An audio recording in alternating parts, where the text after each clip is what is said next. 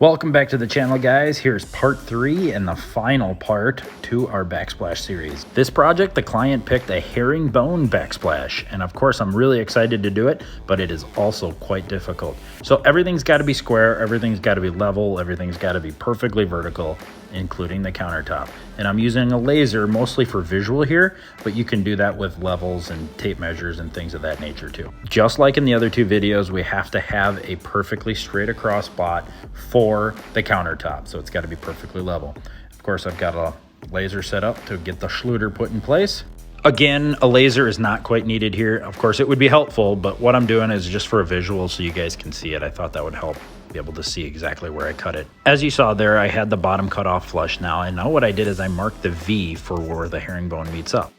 So now what I can do is I can measure from that V up to the top of the cabinet, and then there I know that I can reach a total of 18¼ inches. So of course the reason I do that is so I can lay it out on the counter just like I'm doing here. So now I know from the top to the bottom I need 18¼ inches, and now I know exactly where each outlet's going to be, so I can just cut this off right here and it's going to be perfect.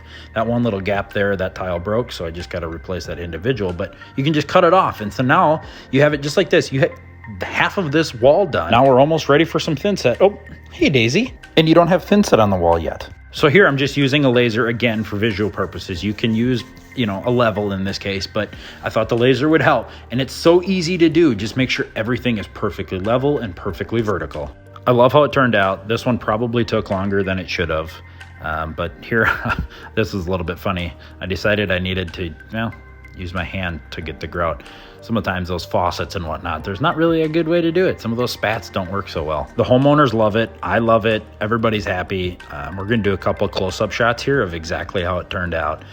They went with more of like a off-white grout. It just kind of, look at it. It just helps it pop so nicely.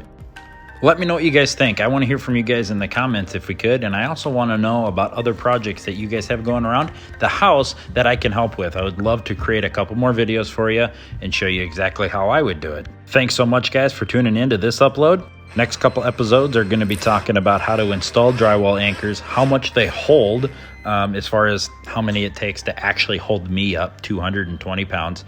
And we're also going to talk about how to tile a shower.